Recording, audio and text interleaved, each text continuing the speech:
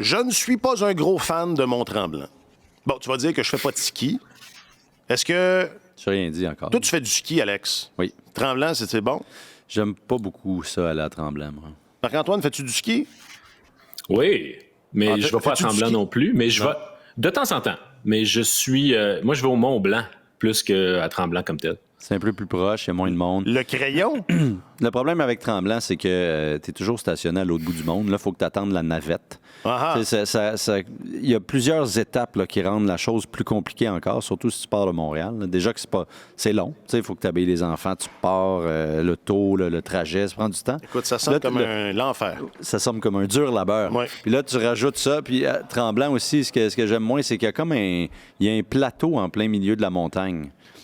Avant que ça reprenne, que la descente reprenne. Et puis, pas partout, là, parce qu'évidemment, des pistes un peu plus corsées et tout, mais c'est pas une montagne qui, géologiquement, me plaît tant que ça. Tu comprends?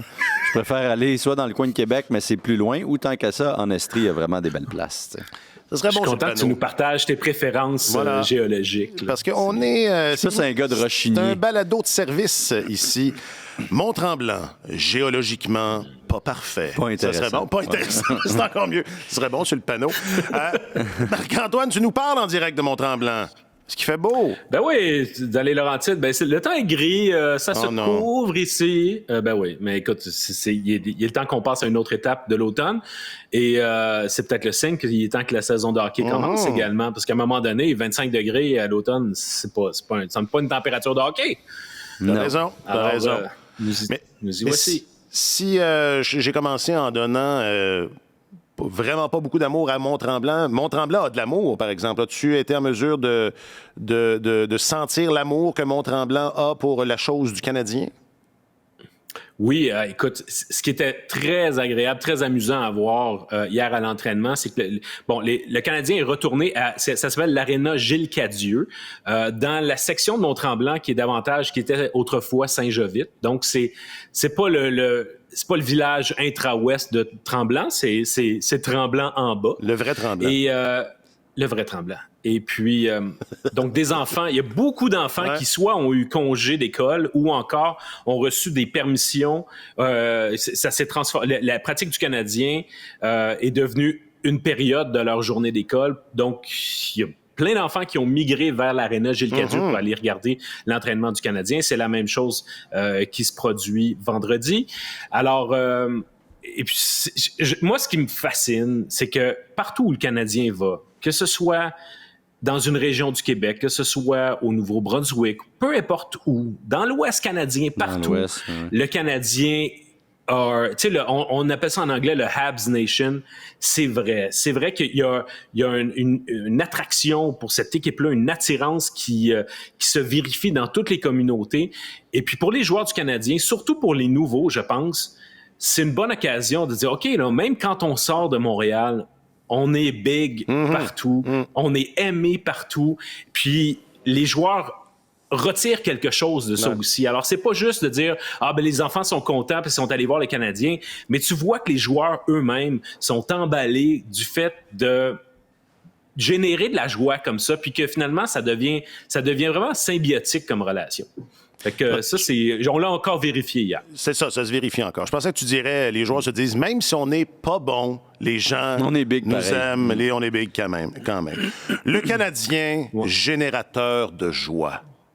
Je fais le publicitaire. Je fais le publicitaire aujourd'hui. OK. Aujourd'hui, que faire avec l'autre Caden? Un début de saison qui respire. Et on parle de pool. On fait ça? On fait ça ici? Ben oui. C'est Tellement Hockey, épisode 261.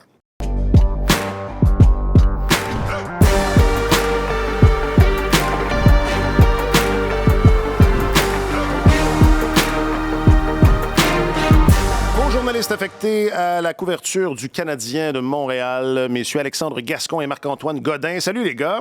Hello. Bonjour. Je m'appelle Alexandre Coupard. Ça va bien. Les trois, on t'entend super bien.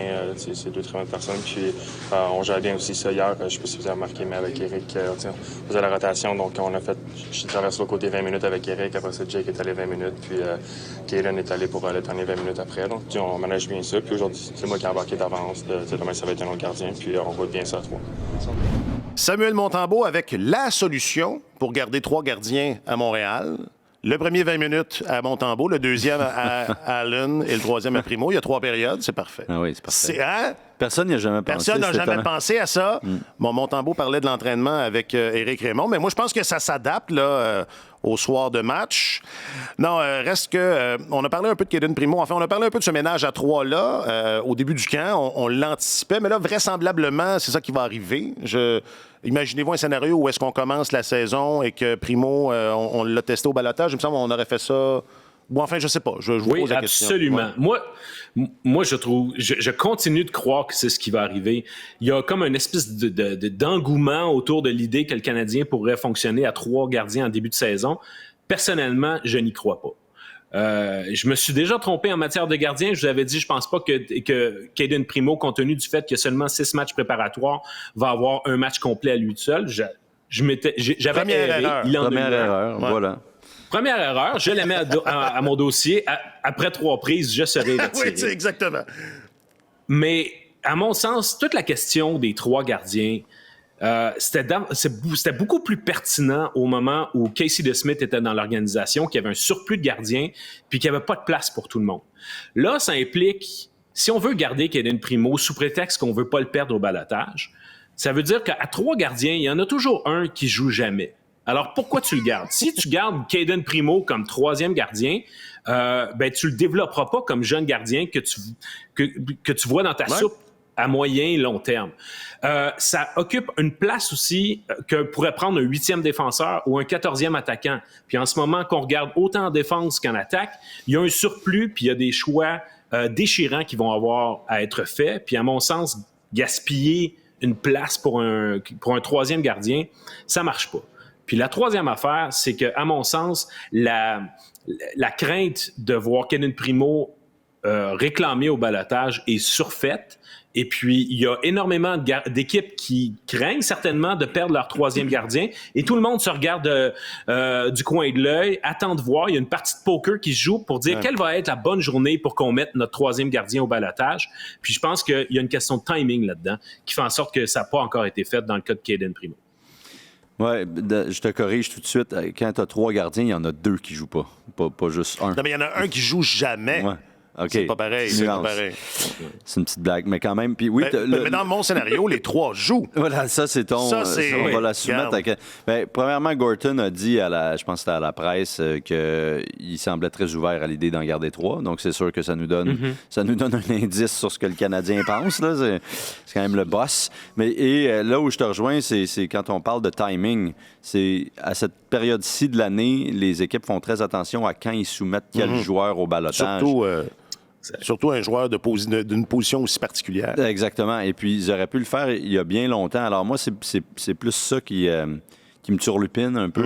Je me dis, il me semble que ça aurait pu être fait. Là, ils sont peut-être plus dans une situation précaire, entre guillemets. Il y a peut-être plus de chances en ce moment que Kaden Primo soit réclamé qu'il y en avait il y a une semaine, par exemple. C'est intéressant parce que plus tu attends, plus il y a une chance qu'il y ait une blessure, plus il y a une chance qu'il y ait qu'une équipe soit insatisfaite du rendement d'un gardien. Exactement, qu'on attendait quelqu'un, qu'on pensait pouvoir prendre le poste d'auxiliaire.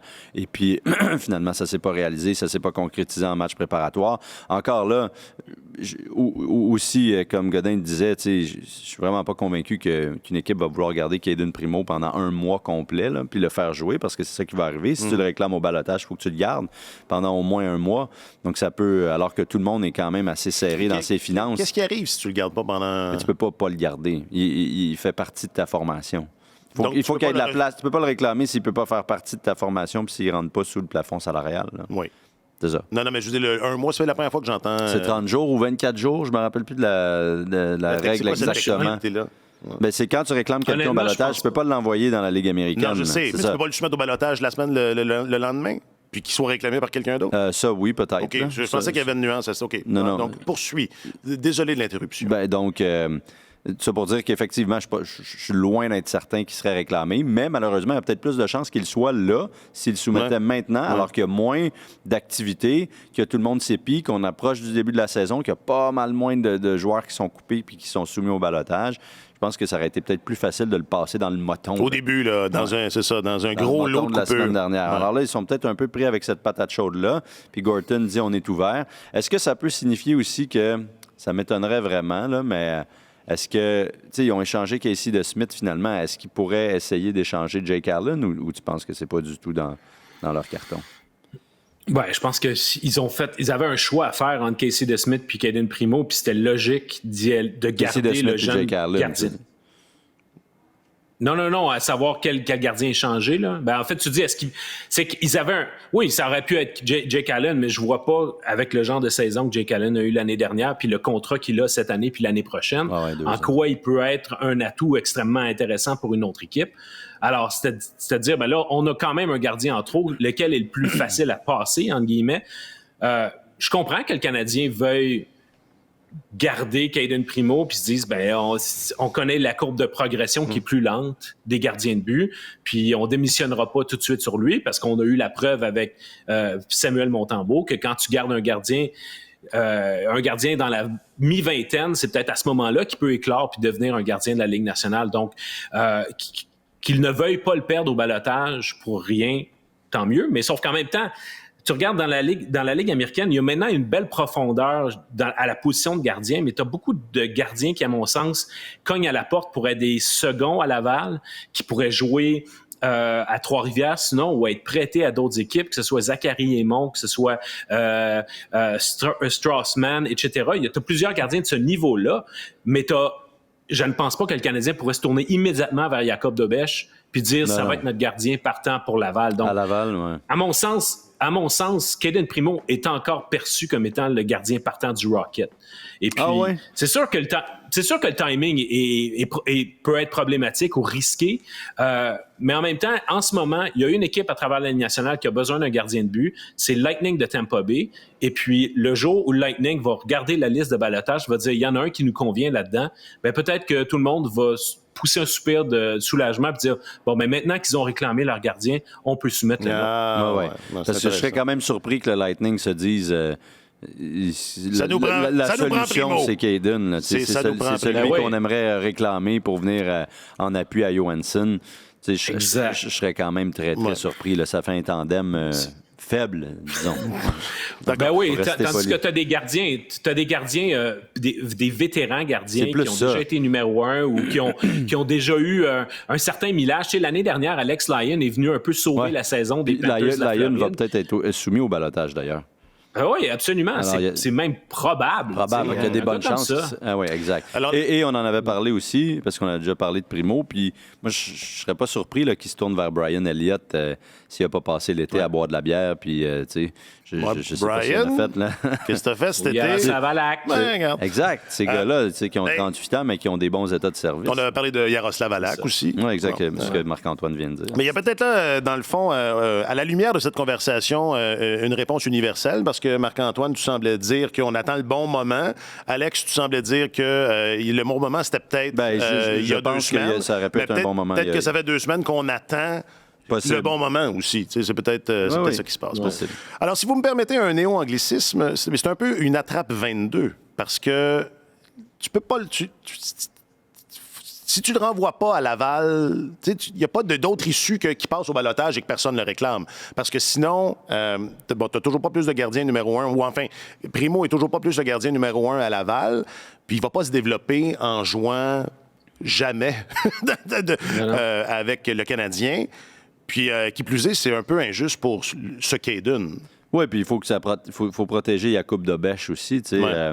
Lui, il entame sa saison, sa première année professionnelle, puis il est habitué de jouer énormément, mais jouer énormément à l'université. On s'entend que c'est pas le même rythme que la Ligue américaine. Puis Jean-François Houle avait dit au tournoi des recrues, s'il est capable de prendre les minutes, on va les lui donner, puis c'est parfait.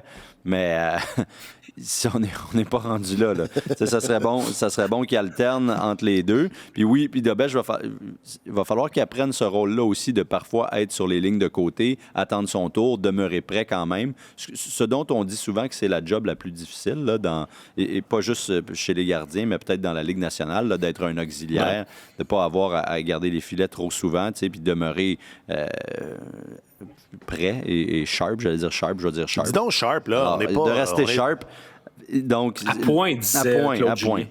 C'est vrai, il y avait pas, là-dessus, il n'y avait pas tort quand même. Hein? C'est bon, c'est une bonne traduction. Bon. Pour une cuisson de bœuf, c'est à point. Moyen, mais pour... Claude nous en a laissé des belles quand même, à point, le dos à dos. Claude disait ça? Ah, ben ça vient de Claude. Je pensais que c'était d'un esprit...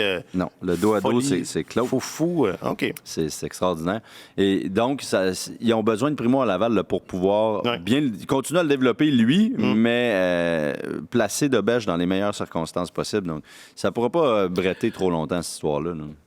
Puis, tu sais, d'une part, il faut reconnaître le fait que Galen Primo connaît un bon camp d'entraînement. Là. Je pense même s'il y a eu des moments où ça a été... Il y a eu des entraînements qui ont été difficiles, il y a eu des matchs intra-équipes qui ont été difficiles, mais quand il a été confronté à de la compétition de d'autres équipes, il s'est, somme toute, assez bien sorti d'affaires. Correct, Jake Allen n'a pas connu un camp mirobolant non plus. Fait que si tu mets les deux dans la balance puis tu dis ignorons leurs états de service, leur âge, leur contrat, etc., ils pourraient être vraiment nez à nez. Mais je pense que le Canadien va clairement donner la priorité à Jake Allen. Et la volonté de garder Primo tient aussi au fait que tu vas avoir besoin de profondeur et c'est quelque chose que le Canadien valorise à toutes les positions, mais compte tenu des blessures qu'il y a eu dans les dernières années, et puis Jake Allen, il est devenu plus vulnérable au plan de la santé également, tu as besoin d'un troisième gardien, puis Jacob Dobej n'est pas éprouvé. Alors, tu as besoin de Caden Primo, tu as besoin de l'inclure dans l'équipe, et puis tous les joueurs qui font partie de cette petite épopée vers le Mont-Tremblant, à mon sens, c'est tous des joueurs qui sont dans les plans, qui vont faire partie de l'équipe, même s'ils ne feront pas tous partie de la liste des 23 joueurs en début de saison. C'est tous des joueurs dont le Canadien pense avoir besoin à un moment donné ou un autre de la saison. Et puis, Caden Primo en fait partie ne serait-ce qu'à cause de la blessure qu'on peut déjà entrevoir à Jake Allen. Cela dit, ça fait 20 minutes qu'on parle de gardien de but. C'est un sport tout à fait normal à Montréal. Mais s'il y a un gars que ça n'a pas l'air d'intéresser, le sort du gardien de but, c'est Martin Saint-Louis. Je sais pas si vous trouvez... Moi, je connais pas ça. Je connais pas ça. Arrêtez de me poser des questions, c'est gardiens. C'est juste s'il dit pas « ça m'intéresse pas ». Mais avez-vous été surpris de l'entendre? Puis j'aurais aimé ça vous le faire entendre, mais pour les étudiants en communication à l'écoute, là, il n'y avait pas une bonne clip à sortir parce que non seulement les réponses étaient très courtes, mais très faibles aussi. Ça ressemblait à je sais pas. Je sais pas. Ouais. Mais avez-vous été surpris d'entendre Martin Saint-Louis dire je sais pas. À la question qui sera ton gardien numéro 1 ou as-tu déjà identifié quelqu'un comme gardien numéro 1? Martin Saint-Louis aime beaucoup répondre aux questions de façon exhaustive quand c'est des questions de nature plus philosophique. Ouais. Ton gardien numéro 1, c'est trop un jeu de dames. Les questions, c'est ça. Il va répondre aux questions d'échecs. C'est exactement ça. Les questions de dames, là, les questions directes, ça donne pratiquement jamais rien. Mais des fois, t'as pas le choix de les poser. Là. C'est ça ta job. Moi, ça m'intéresse. Des fois, on aimerait ça avoir des réponses factuelles. Ce qui est moins le cas. Lui, il haït ça rentrer là-dedans, puis il le fait pas. T'sais. Suzuki, vas-tu faire un point par match cette année? Ça m'intéresse pas. C'est ça qu'il a dit ou il a dit... Ça me dérange pas. Ouais, ça me dérange en fait, pas. c'est ça. C'est que pour lui, c'est pas une priorité. Non, c'est ça. C'est vrai que ça le dérange pas, mais il va pas enrober sa question puis en donner plus. Il va répondre, non. Ça me dérange pas. Est-ce que Montembeault va amorcer ton premier match? Je sais pas. Alors, pour répondre à ta question... Envoyez-nous vos « je le sais pas ». Non, ça me surprend pas du tout. T'sais. Puis c'est le genre de truc qui dévoile toujours à la dernière seconde. Puis à chaque fois, on a toujours l'air d'y arracher ce genre d'informations-là à la crowbar, là, au pied de biche. Donc, sinon, je suis pas très sûr. Non, mais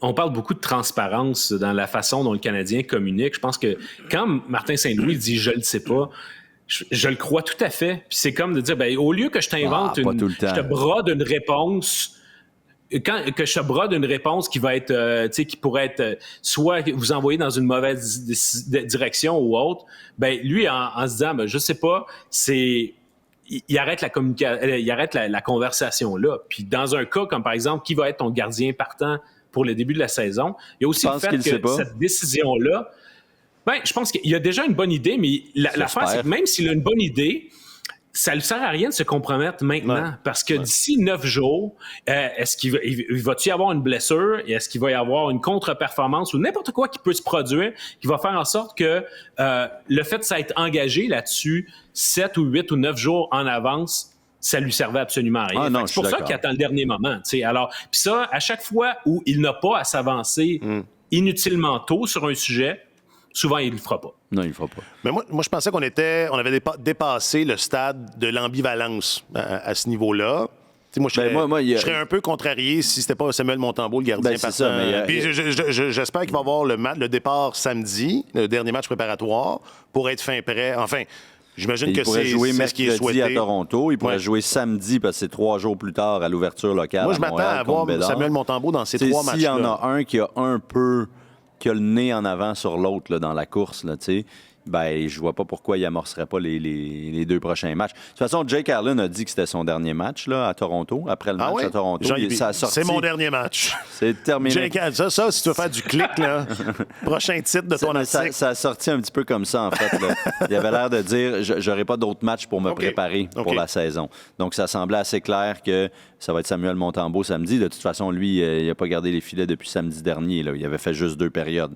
Donc, c'est important de le garder à point, n'est-ce pas, Claude? Alors, lui va avoir le départ samedi. Puis après ça, on va voir qui a légèrement l'avance là, dans la tête des entraîneurs. Je comprends qu'ils ne veulent pas s'avancer pour rien, mais s'il y a une blessure, tout le monde va le comprendre. Puis il pourrait dire facilement, écoutez, au moment où on se parle, ça va probablement être Samuel Montembeau, mais ça pourrait changer d'ici là. Mais c'est pas son genre, c'est pas dans les politiques de la maison. Mais il pourrait répondre sans se peinturer dans le coin. C'est pas... Ça devient... Il n'y a personne là, qui remettrait ça sous le nez. En tout cas, tu avais dit Montembeau. Montembeau. D'ailleurs, il est blessé. En tout cas, vas-tu le faire jouer blessé, Martin? Je pense que c'est vendredi. Vendredi dernier, qui avait dit que ça va être Jake Allen, probablement tout le match. Puis finalement, il a joué juste la moitié. Puis quand on lui a dit ça l'intéresse pas. Laisse-le donc tranquille. Je t'avais dit tout le match, regarde, qu'est-ce que tu veux, ça a été la moitié. Dans le but... Je connais pas ça, la position de gardien. Ça m'intéresse pas. Pas juste comment notre cédule de gain d'exhibition est, mais comment notre saison commence aussi. On a beaucoup de journées entre les matchs. Puis c'est une opportunité pour être plus chez vous. Puis c'est plus facile d'enseigner quand tu es dans tes choses. Pas que tu n'enseignes pas quand on est sur la route, mais on n'a pas le même setup, si tu veux. Alors, Martin Saint-Louis qui répondait à une question sur, effectivement, ce calendrier ou enfin cet horaire pré-saison allégé. Il y a beaucoup moins de matchs préparatoires qu'il y en avait les années passées. Puis, c'est lui qui prend la peine d'ajouter que c'est vrai que le début de saison va aussi respirer. Ça n'a pas toujours été le cas, mais on va avoir plusieurs jours entre chacun des matchs. Ça explique, entre autres, pourquoi on a choisi une destination géologiquement pas intéressante, mais quand même, pour aller se... Géologiquement. C'est ça que j'ai dit? Okay, oui. Géopolitiquement... très stable, mais géologiquement moyenne, pour aller se ressourcer. Mais d'abord, puisqu'on fait de la philosophie, le concept de la retraite d'équipe, c'est pour ou contre? Pour ou contre? Vous avez en 30 secondes. Pour. Marc-Antoine? Ben oui, c'est bien évident que je suis pour, c'est sûr. Qu'est-ce qu'il y a de mauvais à en retirer? On peut trouver ça... futile, mais je pense que c'est valorisé au sein d'un groupe. Puis de toute façon, en entreprise, c'est pas juste dans le hockey. Exact. En entreprise, souvent, on va sentir que l'importance de faire des lacs à l'épaule, de faire des... juste renouer, s'assurer qu'on forme bel et bien une équipe. Puis il y a des joueurs hier qui nous disaient, écoutez, il y a des allées et venues à chaque année. Fait que l'exercice ne perd jamais de sa pertinence parce que de pouvoir intégrer de nouveaux éléments, de s'assurer que tout le monde est à l'aise dans le groupe, qu'il n'y a personne qui regarde personne d'autre croche, puis qu'on est tout le monde sur la même longueur d'onde, bien, des activités comme celle-là, ça sert à ça. Puis une fois que la saison est entreprise, bien, c'est bon, on passe aux choses sérieuses. On n'a pas le temps de faire ça. On va t'inviter à notre retraite fermée de Tellement Hockey qu'on organise annuellement. Moi, là, si c'est un lac à l'épaule, je suis occupé. Appelez-moi pas.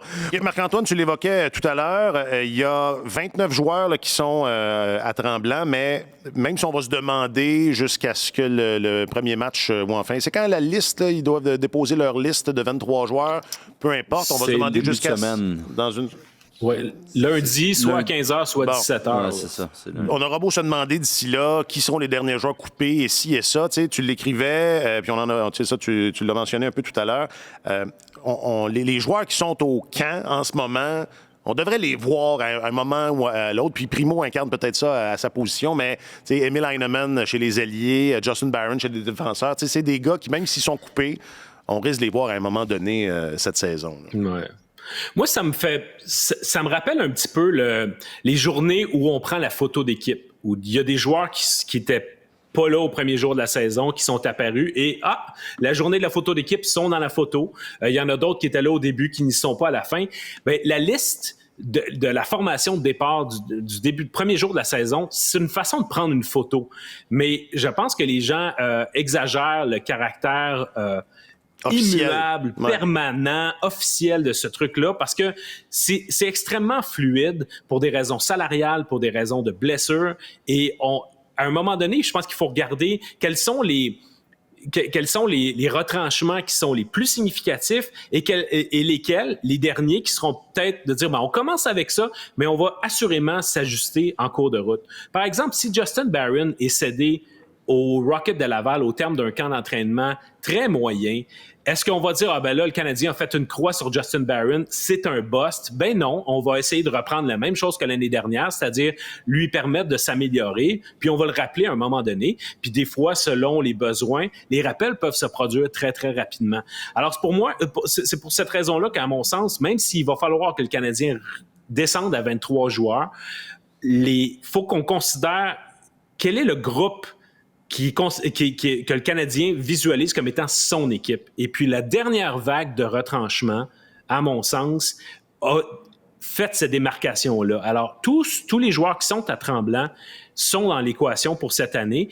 Et puis, avant le départ de l'équipe pour Tremblant, Martin Saint-Louis a pris la peine de dire « Ça, c'est mon équipe, mais on ajoute aussi Logan Mailloux. » Parce que Logan Mailloux, vous remarquerez, au lieu de faire partie d'une vague de réaffectation, une vague de renvoi. Il a fait partie d'un renvoi unique. Il a été le seul à être retranché à un certain moment.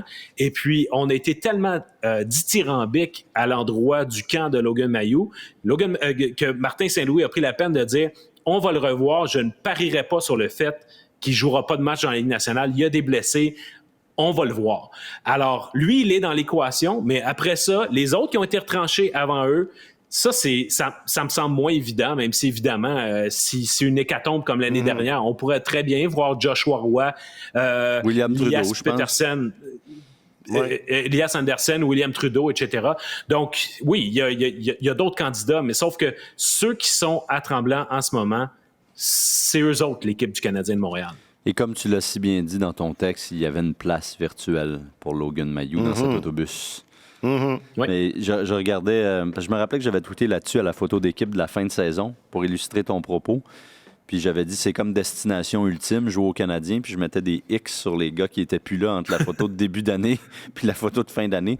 Alors, sur les 25 joueurs pris en photo au début de l'année dernière, quand on a pris la photo de la fin de l'année, il y en avait 14 qui n'étaient pas là pour toutes sortes de circonstances, entre autres en raison des blessures.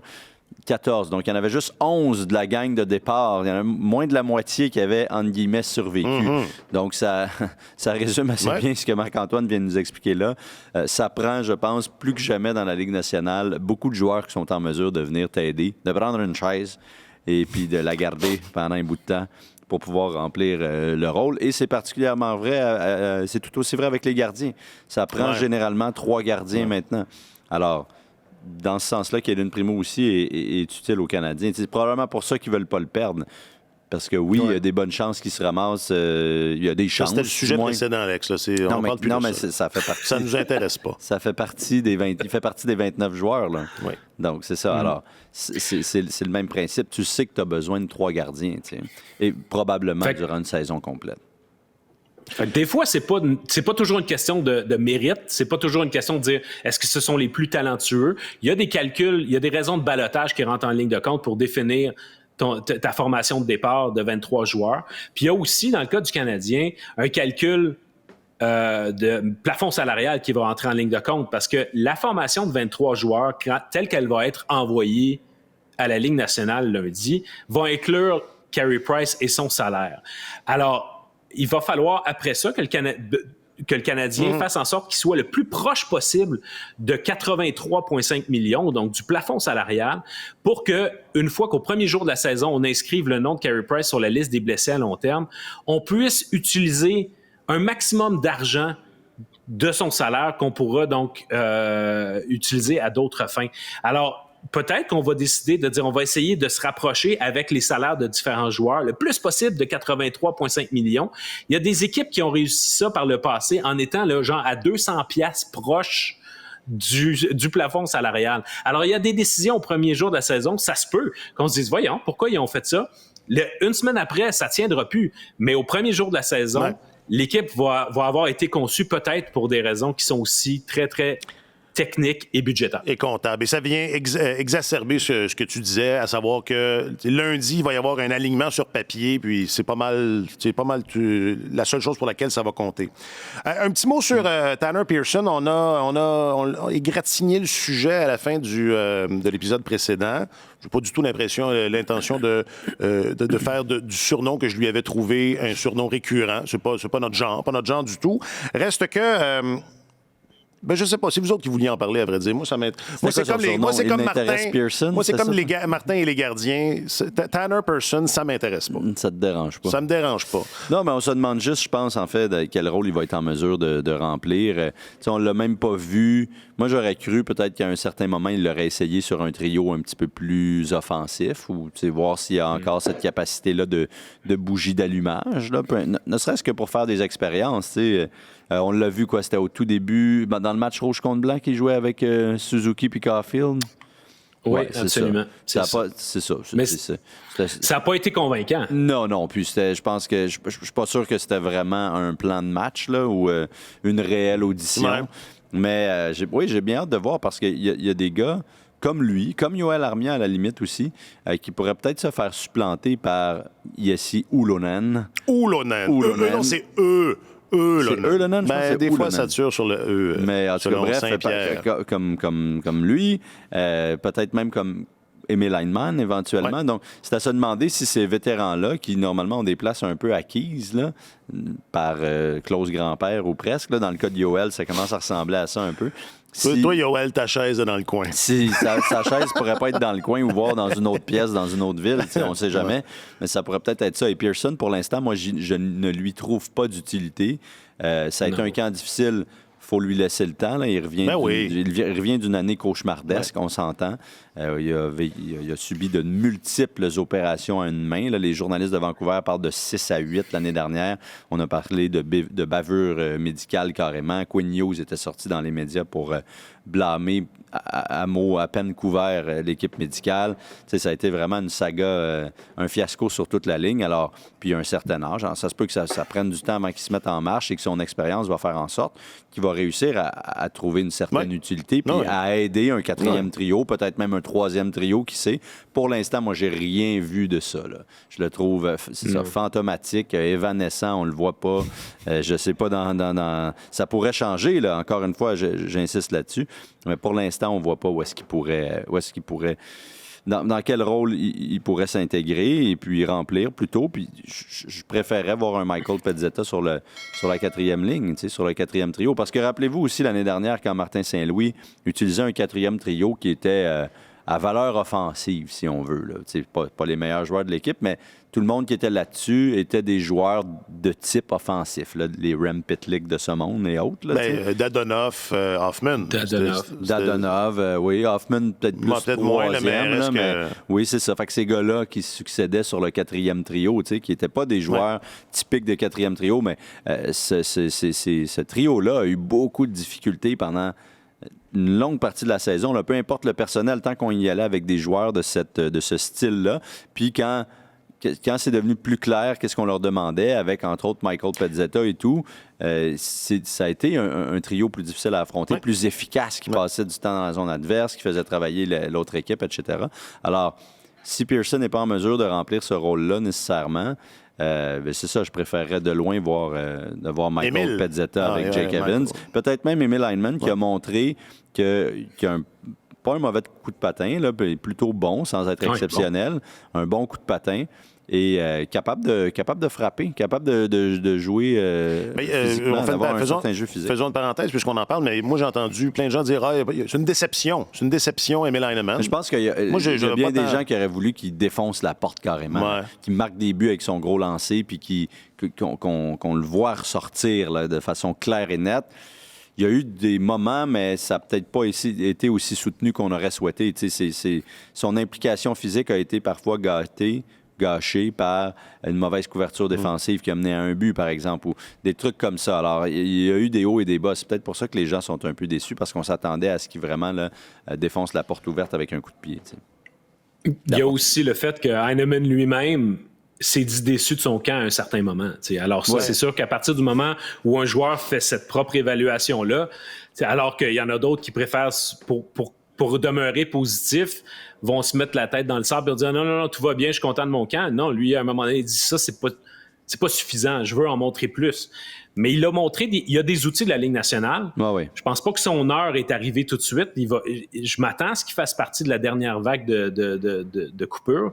Mais c'est sûr qu'à un moment donné, il va supplanter d'autres joueurs, puis il va revenir à Montréal, puis c'est un gars qui pourrait très, très bien jouer un rôle complémentaire sur un deuxième, un troisième trio, ou peut-être un quatrième. Mais c'est drôle parce que hier, au Mont-Tremblant, Martin Saint-Louis s'est fait poser la question par rapport à l'identité qu'il envisageait pour son quatrième trio. Puis je sais qu'il y a des gens qui aiment parler du quatrième trio du Canadien pour dire, bon, tu sais, il y a des gros sujets dans le monde, la guerre en Ukraine, l'inflation, mais non, c'est le quatrième trio du Canadien. Mais sauf que le quatrième trio du Canadien, la raison pour laquelle on lui pose cette question-là à Martin Saint-Louis, c'est que des gars comme Tanner Pearson, comme Yoel Armia, on peut inclure Brendan Gallagher, dont on a parlé dans le balado précédent, il y a plusieurs joueurs dont le statut est vraiment en flottement. Puis à un moment donné, il va falloir que ces gars-là se trouvent une place à l'extérieur peut-être de duos qui auront été formés, mais qui vont devoir se trouver une place. Et le jeu de chaise musicale va faire en sorte qu'il y en a de ces gars-là qui vont se retrouver sur un quatrième trio. Et ce que le Canadien envisage comme quatrième trio, à ce moment-là, pourrait définir le choix qui va être fait de ces gars-là. Si tu veux donner un mandat plus robuste, plus teigneux, axé sur l'échec avant puis être dans face de l'autre équipe, ben à ce moment-là, tu dis, OK, ben mon quatrième trio va partir avec Michael Pezzetta. Il va peut-être être moins... ça va peut-être être moins Yoel Armia, ça va peut-être être moins Tanner Pearson, mais... À ce moment-là, si tu dis, OK, mais on a quand même des joueurs assez intéressants au point de vue hockey qui sont capables de nous générer une certaine forme d'attaque, de passer du temps en zone adverse de façon soutenue. Je vais peut-être construire mon quatrième trio différemment. Poser ce genre de questions-là à Martin Saint-Louis, c'est essayer de voir comment eux, ils entrevoient leur formation, puis qui finalement va rester sur les lignes de côté, puis qui va faire partie de cette équation-là, parce que ça fait beaucoup de joueurs qui ont une place flottante, qui restent encore à être déterminés. Puis même si le Canadien a dit on est content d'avoir juste 6 matchs parce que les joueurs trouvent que c'est long d'en avoir 8, ben les 6 matchs seront passés assez rapidement pour trouver des réponses à toutes ces questions-là. Quand tu fais référence à quand on a demandé à Saint-Louis quelle identité il souhaitait pour son quatrième trio, moi, dans son nom verbal, ou enfin, ce que j'ai cru comprendre, c'est que ça allait dépendre justement de l'identité des joueurs qui allaient se retrouver là. T'sais. Alors, on dit un peu la même chose, mais dans l'autre sens. Puis, c'est vrai ce que tu dis. Il va y avoir beaucoup de... Tu parlais... C'est toi qui parlais de ça, ou enfin, quelqu'un parlait de ça, là. Quelqu'un parlait de quelque chose. Quelqu'un parlait de quelque chose, puis ça m'a fait penser à autre chose. Mais il y aura d'autres tests. Il y a plein de combinaisons qu'on n'a pas vues. C'est sûr qu'en début de saison, pour des vrais matchs, il va y avoir des essais. Là. Mais oui, puis tu sais, le trio Slavkovski, Dak et Harvey Pinard, tiendra peut-être pas la route si longtemps. Peut-être qu'Hervé Pinard va enfin avoir droit d'aller faire son tour avec les deux autres. Suzuki Caulfield. Enfin, Raphaël. Non, mais ça serait juste intéressant. Ce serait juste intéressant de voir ce que ça donne. C'est sûr que ça va bouger beaucoup, ça. Parce que ça a été quand même assez instable, les expériences de Martin Saint-Louis depuis le début du camp d'entraînement. Je suis convaincu que lui a peut-être plus des valeurs sûres en tête, qui se dit, OK, ça, j'ai pas nécessairement besoin de le tester parce que j'ai confiance en ça. Je sais que je peux réunir tel et tel gars, puis ça va marcher, ou du moins, c'est ce qu'il estime. Et il se donne donc la chance et prend le temps qu'il a à sa disposition pour essayer autre chose. Donc, c'est possible qu'on voit des combinaisons, peut-être même qu'on n'avait pas tant vu pendant le camp d'entraînement en début de saison, parce que lui, il dit, je vais revenir à mes classiques, entre guillemets. Là. On verra. Mais c'est possible. Puis, on va faire... Non, mais vas-y, Marc-Antoine. Ouais, il y a aussi le fait que le Canadien, c'est pas une équipe prétendante à la Coupe Stanley. Mais non, quand t'es pas une équipe forte, généralement, tu n'as pas énormément de certitudes puis de choses sur lesquelles tu peux assurément tabler. C'est normal. Tu sais, c'est pas une très bonne équipe. Fait que des affaires qui sont incertaines, qui nous apparaissent insuffisantes, c'est normal qu'il y en ait un paquet. Oui, c'est... Puis c'est pas grave d'essayer des affaires pendant la saison. C'est ça l'affaire. C'est que le camp d'entraînement se poursuit pendant la saison aussi. Parce que toute cette saison, c'est un gros camp d'entraînement pour 2025. On va avoir de la progression. 2026. OK. Question du public, réseaux sociaux.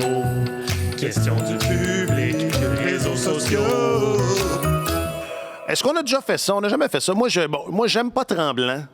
J'aime pas les poules. Moi, j'aime Tremblant. Bon sang chiant, pas agressant. Le Grinch. Le Grincheux. Non. C'est pas... non, je suis de bonne humeur. Ça m'empêche pas d'être de bonne humeur. T'es pas dans un pool, toi? Je ne suis pas dans un pool. J'ai mon bon ami Francis Lavigne que je salue, puis dont je m'ennuie, qui à chaque année me demande mes conseils pour son pool. Puis je suis comme à court de réponse, puis je lui dis, regarde, est-ce qu'il y a quelqu'un dans ton entourage qui connaît pas ça, le hockey? Oui.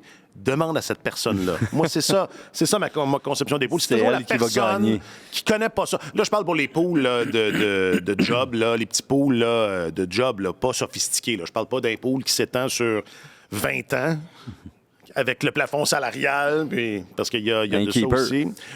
Oui. D'ailleurs, on pourrait travailler sur une version française. On n'est pas obligé de faire ça en direct. On vous demandait donc via les réseaux sociaux, quelle est votre carte cachée? Votre keeper? Non. Sleeper.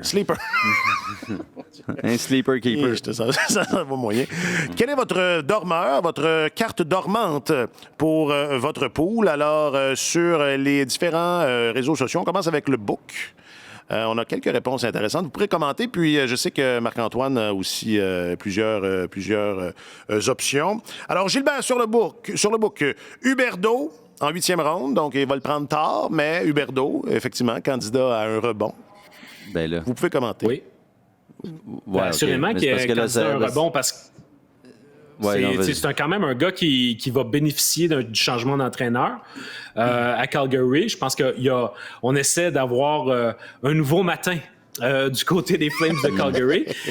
Et Huberdeau, c'est pas un sleeper, Jonathan Huberdeau. On parle d'un gars qui a amassé 115 points il y a 2 ans, puis qui gagne 10 millions et demi. Donc, j'espère qu'il n'y a pas de plafond salarial dans son pool, là, parce que tu vas pas chercher Jonathan Huberdeau. C'est pas ma définition d'un dormant, là. OK. Non. Ça, c'est mais, donc, candidat à un rebond, oui. Pas dans la définition d'un dormant. Candidat à un rebond, oui, pas un dormant. Excellent. Steph sur Facebook, Taylor Hall, avec Connor. Ouais. Marc-Antoine. Ouais, oui, assurément. En fait, c'est il faut que Connor Bedard soit entouré de bons joueurs, puis ils sont allés chercher un joueur qui va lui être collé, qui va le suivre à la trace probablement au courant de la saison.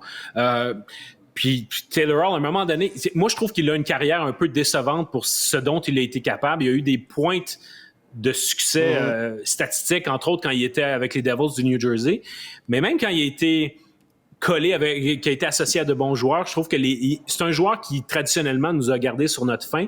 Mais il est quand même dans une position où, là, ne serait-ce qu'au plan statistique, peut vraiment rendre de bons services. Mais c'est intéressant dans une équipe ou dans un pool où on ne comptera pas les plus et moins parce qu'à ce moment-là, n'importe qui à Chicago risque d'en souffrir. Puis même, c'est toujours, moi, dans ma tête, un dormant, là, faut pas qu'il prenne beaucoup de place sur ton plafond salarial. C'est un gars qui gagne pas grand-chose puis qui peut venir faire la différence en fin de saison, tu comprends? Puis Hall est quand même bien payé. Connor Brown avec les Oilers, c'est une suggestion de David sur le book. Ça, c'est intéressant, oui. OK, toujours sur le book, Claude dit, on demandait la carte cachée, il dit, je peux pas le dire, elle est cachée.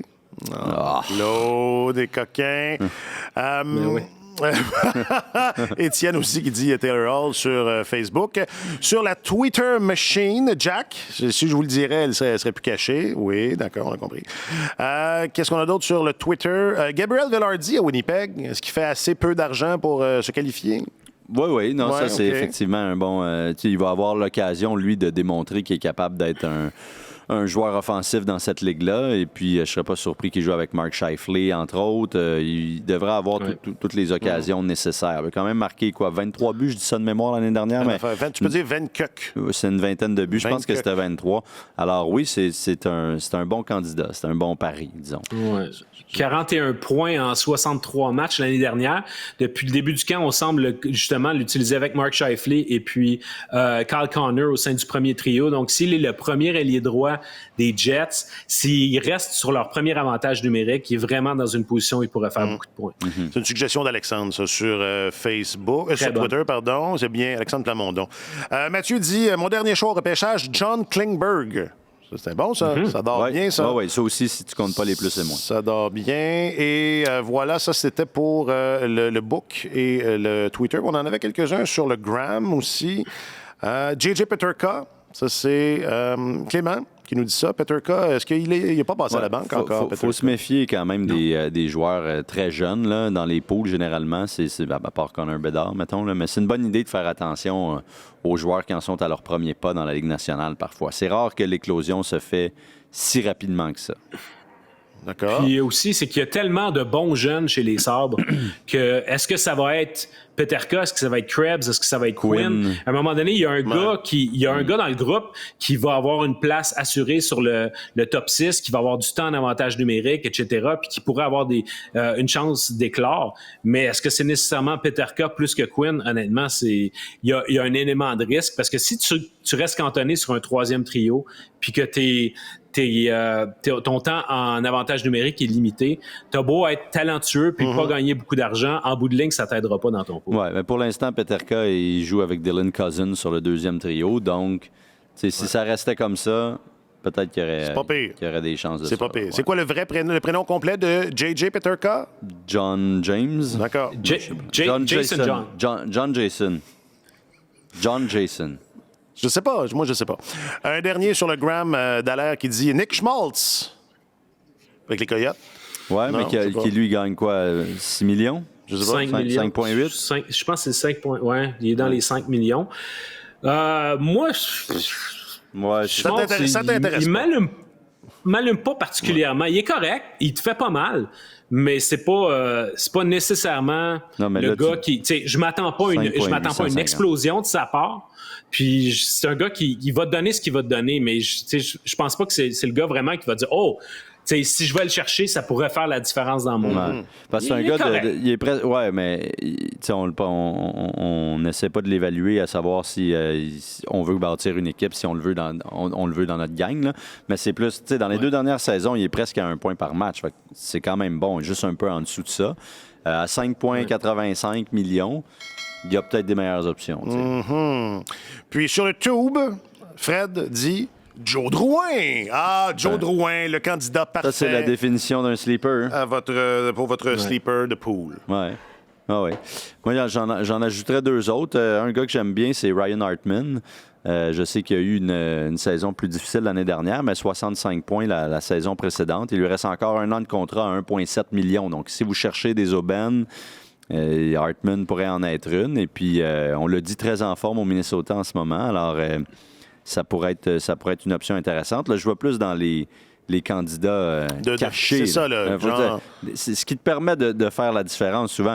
Cody Glass pourrait être un pari intéressant aussi. Il a vécu une certaine éclosion avec les Prédateurs de Nashville l'année dernière. Puis eux autres, ils n'ont pas grand-chose offensivement, là, particulièrement depuis le départ de Ryan Johansson. Donc, si Cody Glass poursuit sur sa lancée... Ça dépend, vous en êtes où dans votre pool. Est-ce que, c'est un keeper ou pas? Est-ce que c'est une année pour aller à la coupe ou pas? Mais non, mais c'est parce que moi, je vais vous donner des conseils, puis il n'y a rien de ça qui va marcher. Là, c'est toujours comme ça que ça fonctionne. Exact. Mais ça pourrait être intéressant aussi. Marc-Antoine? À Nashville, il y a également Thomas Novak, un joueur qui est un petit peu sorti de nulle part l'année dernière et il gagne encore 800 000 cette année. 43 points en 51 matchs, donc il est apparu sur le radar de bien des gens. Fait que lui, c'est le genre de gars qui, en termes de rapport qualité-prix, peut être très intéressant. Mais tu as des équipes comme ça, comme les Prédateurs de Nashville, où il y a beaucoup de temps de glace à distribuer, puis à un moment donné, il y a quelqu'un qui va falloir qu'il fasse des points, mais c'est pas en même temps une équipe qui m'apparaît comme étant une machine offensive où tu dis, là, parce qu'il se fait donner l'opportunité, il va nécessairement aller chercher beaucoup de points, mais sauf que même si l'échantillon est petit, Novak, c'est quand même un joueur qui est assez intriguant.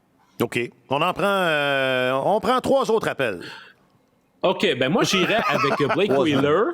Ouais. Blake Wheeler à 800 000. 800 000 avec les Rangers de New York. Je pense que ça peut être facilement une très, très bonne affaire. Avec les Hurricanes de la Caroline, Seth Jarvis, un joueur que j'aime beaucoup, qui l'année dernière a connu une gang la deuxième année, ne serait-ce que du point de vue statistique. Il s'est comme réveillé en séries éliminatoires en étant un des meilleurs joueurs des Hurricanes. Il a fait seulement 39 points l'année dernière. Fait que peut-être que ça va décourager certaines personnes. Mais rappelez-vous le bond qu'a réussi à faire Martin Necas l'année dernière. Je pense que Seth Jarvis est capable de faire la même chose, sinon mieux. Ça va devenir très rapidement un des meilleurs joueurs des Hurricanes. Fait que il est à la dernière année de son contrat d'entrée. À mon sens, c'est un très, très bon pari. Du côté des gardiens de but, Alexander Georgiev au Colorado, moi, c'est pas un gars qui m'allume particulièrement, mais du côté des gardiens de but, quand tu regardes est-ce qu'il joue pour une bonne équipe? Donc, est-ce qu'il va être quand même capable d'aller chercher beaucoup de victoires? Avec Colorado, je pense que ça va être le cas pour Georgiev. À 3,4 millions par année, c'est sûr que c'est un gars qui est très intéressant au point de vue du salaire. Puis aussi, il a joué 62 matchs l'année dernière, puis il n'y a pas un auxiliaire qui vraiment est là pour lui voler beaucoup de temps d'antenne. Fait que Georgiev, à mon sens, devrait être encore un des gardiens les plus occupés de la Ligue. Fait que s'il va chercher ses victoires pour 3,4 millions, c'est sûr que c'est un bon pari. Puis je termine avec un gars qui ne sera peut-être pas un gars très intéressant pour cette année, mais pour les poolers qui sont dans un keeper, donc qui investissent à plus long terme. Jamie Drysdale avec les Ducks d'Anaheim vient tout juste de signer un contrat de 3 ans qui lui rapporte 2,3 millions par année. C'est peut-être pas un contrat qui va être rentable pour les poolers cette année, mais dans la 2e et 3e année, ça pourrait être extrêmement payant de l'avoir dans son pool à ce prix-là. Mais là, est-ce que ça existe encore des pools qui n'ont pas le plafond salarial? Un petit pool de compagnie. Peut-être dans des pools organisés sur des sites là, genre Yahoo. Un petit pool. Yahoo.ca. Yahoo. Est-ce que ça existe encore, Yahoo? Je suis déconnecté. Oui, ça existe encore. Ça existe encore. Mais généralement, les gens qui écoutent notre podcast et qui se sont rendus jusqu'à la 50e minute pour nous écouter de parler de pool, généralement, ils font pas juste ramasser 10 noms sur le coin d'une table dans un bureau. Ils sont dans des pools sérieux qui impliquent la masse salariale parce que de nos jours, c'est ça qui est le fun, c'est de pouvoir être dans la chambre d'un directeur général puis de manier son alignement au quotidien. C'est ça qui est le fun. Alors voilà, nous aurons fait œuvre utile. Il y avait un peu de tout dans cet épisode du tourisme. C'est ça, des loisirs. Tremblant, c'est très bien. D'ailleurs, je pense que c'est plus topographiquement que géologiquement que je trouve ça inintéressant quand j'y repense, de faire la précision. Non, puis tout à l'heure... je suis allé faire du vélo à Tremblant la semaine dernière. Là, c'était magnifique. Pour le vélo, c'est super. J'adore ça. Non, moi, ce que j'aime pas, c'est l'offre alimentaire. L'offre alimentaire. Ouais. Mais dans le village de Saint-Jovite, il y a des choses à faire. C'est ça, il ne faut pas nécessairement rester dans le village touristique au pied des pentes. As-tu une recommandation pour Marc-Antoine? Il est là, il ne sait pas où aller souper ce soir. Ben, si tu veux une pizza, le vieux four, c'est toujours un classique. OK. Juste ça. Si tu veux une pizza... Là, regarde, je connais pas tous les restos à Tremblant non plus, là. Tu me prends à brûle pour point comme ça. Va manger une pizza au vieux four. D'accord. Ça va être aussi l'épisode du côté publicitaire. Mont-Tremblant. Topographiquement pas intéressant. Tu veux une pizza. OK. Alors, bonne chance avec ça, Marc-Antoine. Débrouille-toi avec la pizza, puis la ville, la municipalité, l'hôtel de ville. J'ai peut-être fait des ennemis dans cet épisode-là, non, je pense pas. Non? Pourquoi? Non. Ben, je sais pas. Tanner? T'as pas été fait avec Tanner Pearson? Non, puis avec les résidents du Mont-Tremblant? Non, je pense pas. Non, je pense pas. Ou avec le propriétaire du vieux four. Non, mais là, c'est une vraie recommandation. C'est une vraie recommandation. Donc, bonne chance avec ça, Marc-Antoine. On te laisse te débrouiller. Tu nous parlais en direct de Mont-Tremblant, où le Canadien est en retraite ouverte. C'est pas vraiment une retraite fermée. Merci infiniment d'avoir été là. Je rappelle que tu es l'un de nos nombreux journalistes affectés à la couverture du Canadien et de la LNH. On est 2. Oui, ben c'est ça. Un des deux. Je devrais dire, un des deux. Merci beaucoup, Marc-Antoine. On se retrouve la semaine prochaine. Passe un bon week-end. Alexandre Gascon, tu es l'autre journaliste affecté à la couverture du Canadien et de la LNH. Merci infiniment pour tes lumières, là, mais dans tellement de domaines. Vous m'appelez différents. Quand vous voulez, hein, si vous avez des questions. Si tu veux une d'ailleurs, je pense que surveille ton téléphone, parce que je pense que tu as un contrat publicitaire là, dans ton avenir. Je m'appelle Alexandre Coupal. Passez donc une bonne semaine. Et merci à Jacques-Alexis Bernardin et au Mixmaster, Souli, en régie. Puis on se retrouve, mine de rien, la semaine prochaine. Je ne veux pas vous faire peur, là, mais c'est le début de la scène. Il y a John Le Grec aussi à prendre.